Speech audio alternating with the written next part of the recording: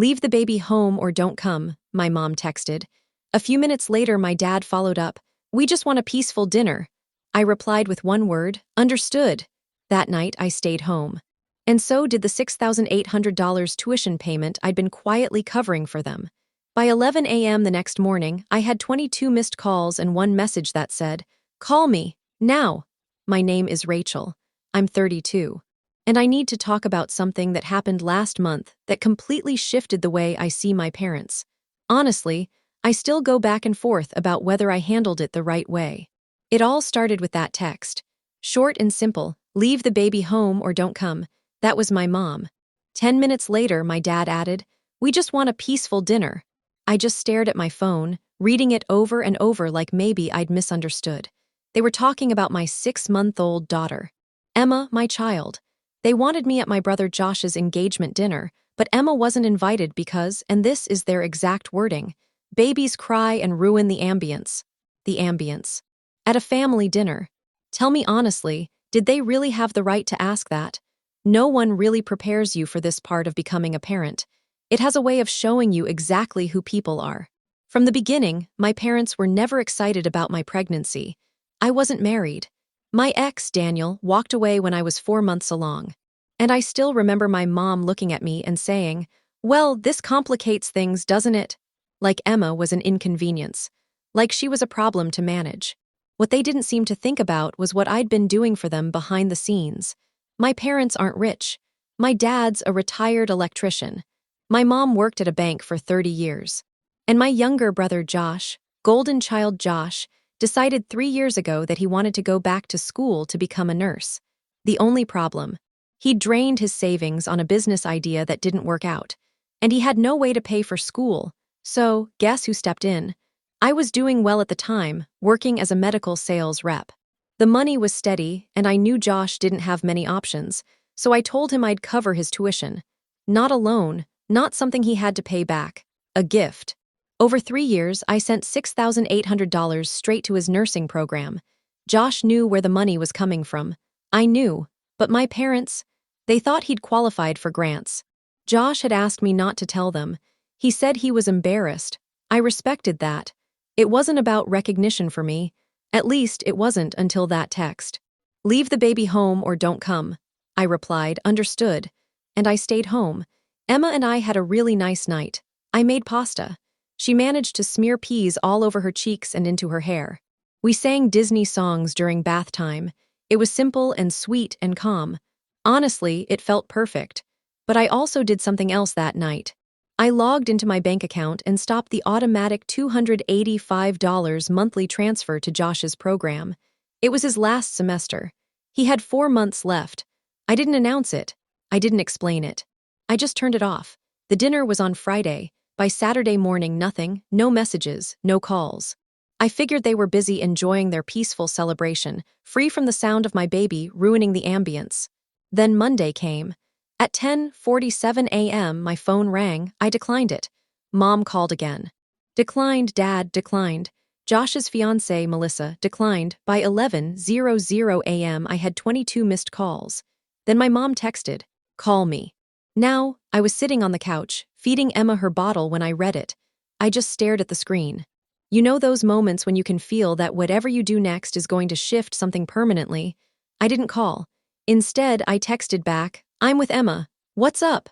The 3 dots showed up. Disappeared, came back again. Finally, we need to talk about Josh's tuition. There's been some kind of mistake. The school says this semester hasn't been paid. But there wasn't a mistake. 2 weeks earlier, the nursing program had sent Josh a reminder about his final payment. He'd been expecting my transfer. When the payment didn't go through, Josh panicked. That's when he finally told Mom and Dad the truth, that I'd been paying his tuition the entire time. I texted back, that's not a mistake. My phone immediately started ringing again. I watched it light up and let it ring. Then Josh texted, Rachel, what the hell? I need $1,140 by Friday or I can't finish my clinicals. You promised. I did promise. That part was true. But did they ever promise to treat my daughter like she mattered? Tell me honestly, did I take it too far? I finally picked up around 2 p.m. It was my dad. His voice was calm, but tight, like he was holding something back. Rachel, we need to talk about this situation with your brother's school. Hey, I said quietly. Emma was asleep on my chest. Josh told us you've been helping with his tuition. That's very generous of you, honey. But he needs this last payment to graduate. I don't understand why you'd stop now. Generous. Like it was some small favor I'd done on the side. Dad, I asked, did Josh tell you how much I've paid over the last 3 years? There was a pause. He said you helped. He didn't give us a number. $6,800. I heard him let out a long breath. That's incredibly generous, he said again. Which is why I'm confused about why you'd stop now. Because last Friday, you told me my daughter wasn't welcome at a family dinner. Silence. Rachel, that's not, we just thought it would be easier for you to enjoy the evening without worrying about the baby. We were thinking of you. Do you believe that? I didn't. Dad, I said, her name is Emma, and if she's not welcome at family dinners, I'm not sure why I should be paying for family expenses. This isn't about money, he replied. This is about your brother's future. He's worked so hard. On my dime, I said softly. While I was pregnant, alone, working overtime to save up for maternity leave, and still sending him money every single month. When Emma was born and I had complications, I still kept sending the money. When I couldn't afford extra help and was up all night with a colicky newborn, exhausted and barely functioning, I was still making those payments. And you know what? No one from my family came by. No one dropped off a meal. No one held the baby so I could take a shower or sleep for an hour. My dad stayed quiet for a moment.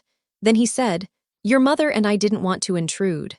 We thought you needed space. I needed help, Dad, I told him. I needed family. But apparently Emma and I are only considered family when it's convenient. Rachel, that's not fair. Maybe it was, but it's how it felt. And honestly, that was just the start of it. My mom hadn't even called yet. And when she finally did, that conversation was something else. About 30 minutes later, my phone rang again. Rachel Marie, what is going on? Her voice was sharp. She only uses my middle name when she's really upset. Your father says you're refusing to help Josh finish school. I took a slow breath. Emma was still asleep on my chest, and I wasn't about to let this wake her. I'm not refusing anything, Mom. I just stopped paying over a dinner invitation. Rachel, that is incredibly petty.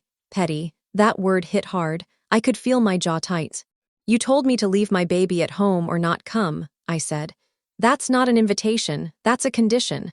We just wanted one adult evening. Is that so terrible? Josh's engagement is important. And Emma is. There was a pause. Then she let out a long sigh like I was being difficult on purpose. Of course she's important. But Rachel, you have to understand, babies are disruptive. Melissa's parents were there. We wanted to make a good impression. So I'm an embarrassment now, I said quietly. Me and Emma both. I did not say that. Stop twisting my words. Her voice got louder. This is about Josh's education. He's 1 semester away from his degree, my mom continued. You can't just abandon him because your feelings got hurt. My feelings got hurt. Like this was some small argument, like I was overreacting. Be honest, was I being petty? Mom, I said, trying to stay calm, I've paid $6,800 over 3 years, while I was pregnant, while I've been raising Emma by myself. And not once did you or Dad offer to help me. We didn't know you were struggling. You never asked. I shouldn't have to ask my parents to care about their grandchild. It came out louder than I meant it to. Emma shifted against my chest but didn't wake up. My mom went quiet for a few seconds. When she spoke again, her voice had changed. It was colder. So this is punishment. You're punishing Josh because you're upset with us. I'm not punishing anyone, I said. I'm just done being the only one who sacrifices for this family. Sacrifices? She gave a short, bitter laugh. Rachel, you make good money. Josh is barely scraping by. We thought you were happy to help him. I was, I said. Until you made it clear that my daughter doesn't matter to you. That's not true, and you know it. Then why haven't you visited in 6 weeks? Why didn't you come when I had mastitis and couldn't even get out of bed? Why is it always me reaching out, me adjusting, me making everything work?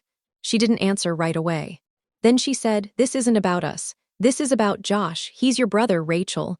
And Emma is your granddaughter. Another long silence. Your father and I need to think about this, she finally said. But I hope you understand what you're doing. Josh might not graduate because of you. That will be on your conscience. And then she hung up. I just sat there, staring at my phone. My hands were shaking now.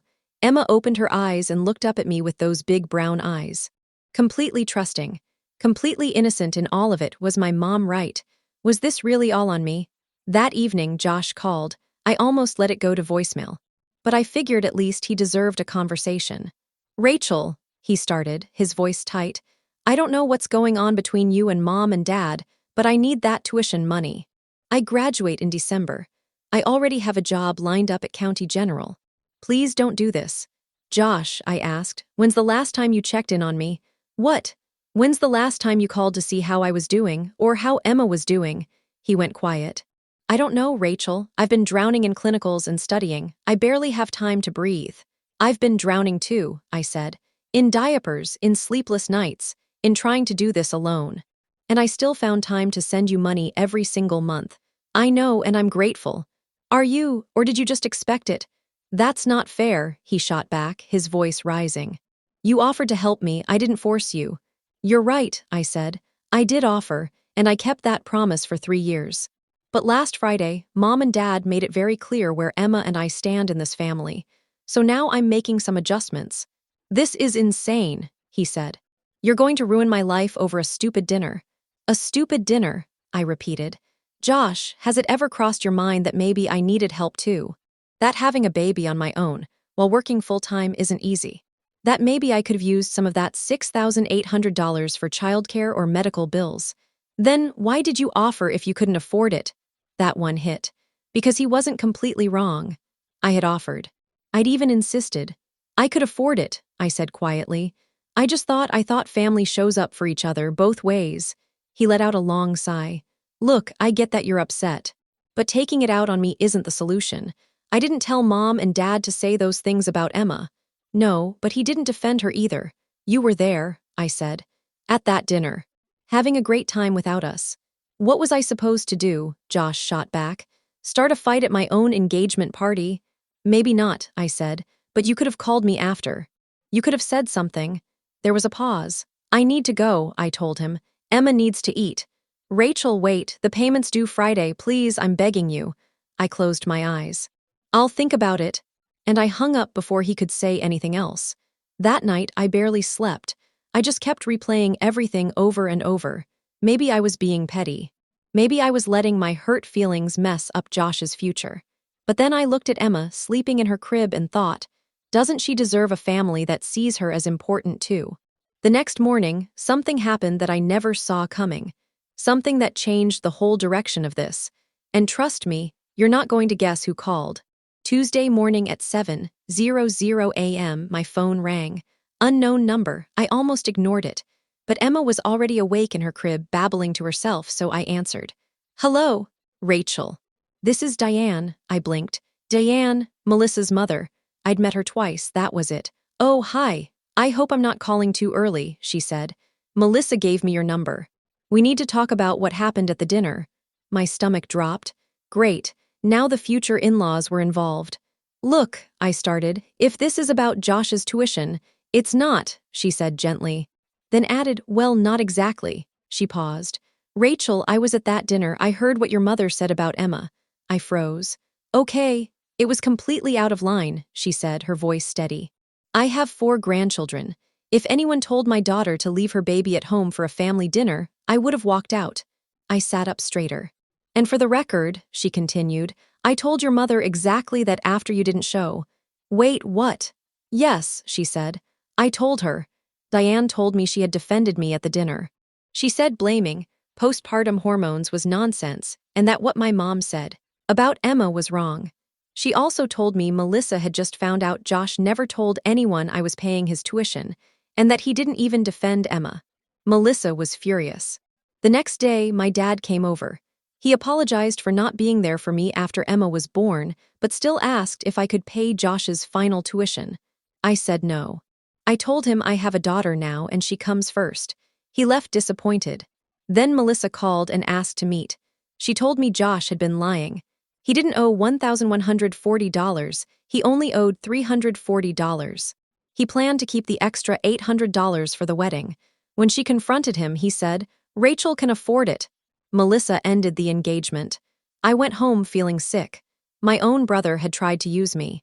That's when I called my grandmother. "When are you bringing her to visit?" Grandma asked. And that's when I lost it. I just broke down crying. I told her everything, the dinner, the tuition, Josh lying, all of it. When I finished, she was quiet for a long moment. "Your father called me yesterday," she finally said. "Told me you were being selfish and vindictive. I told him he raised you better than that, so maybe he should take a look at himself." I actually laughed through my tears. "What did he say?" "He got quiet. Your father knows when I'm right." Then she paused. "Rachel, I'm going to say something I probably should have told you years ago. Your parents have always favored Josh. I've called them out on it before. They don't listen." "Why?" I asked. "Because he needs them more. You've always been independent, responsible. Josh has always been, well, a mess. They confuse enabling him with loving him." She sighed. "But that's never been fair to you." "What do I do, Grandma? What does your gut say?" I looked over at Emma in her little bouncer, happily playing with her feet. "That I need to protect her. That I need to show her she matters." "Then that's what you do," she said. "And one more thing, I'm driving up tomorrow. It's time I met my great-granddaughter properly. And it's time I had a conversation with your parents." For the first time all week, I felt like someone was truly on my side. But Friday morning came. The deadline was 5:00 p.m. And my phone would not stop ringing. By noon, I had 37 missed calls. My parents, aunts, cousins I barely speak to. Apparently, Josh had been texting everyone, painting me as the villain ruining his future. Still, I'd made my decision. I wasn't paying. At 2:00 p.m., my doorbell rang. I looked through the peephole and saw Grandma Joanne, and behind her, my parents. I opened the door. Emma immediately reached for Grandma, who scooped her up with the biggest smile. "There's my beautiful great-grandbaby. Oh, look at you." My parents stood there awkwardly. "We need to talk," Grandma said firmly. "All of us, now." We sat in my small living room. Grandma held Emma, cooing at her, while my parents perched stiffly on the couch. "I heard about Melissa," my mom said quietly. "Josh called this morning. The engagement's off." "I know," I said. "He also admitted he lied about the tuition amount," my dad added. "He wanted the extra money for the wedding." "I know that too." My mom's eyes were red. "Rachel, I don't even know what to say. We raised him better than that." "Did you?" I asked. It came out sharper than I meant, but I didn't take it back. Grandma stepped in. "No, Carol, you didn't. You raised him to expect things without earning them. You raised him to think Rachel would always fix his mistakes." My mom flinched. "And you," she said to my dad, "taught your daughter her value is in what she provides, not who she is." "Mom," my dad started. "Do mom me, Richard. I'm 78 years old. I'll say what needs saying." She looked at me. "Rachel has spent 3 years paying for Josh's education while raising a baby alone. And what have you two done? Made her feel like her child is an inconvenience." The silence after that was heavy. My mom started crying. "I didn't mean to. We thought giving you space was helping. And the dinner, I just wanted everything perfect for Josh." "Josh isn't the only one who matters," I said quietly. "I matter too. Emma matters too." "I know," my mom whispered. "I know that now. I'm so sorry. I've been a terrible mother, a terrible grandmother." My dad cleared his throat. "We both have, and we'll do better if you'll let us."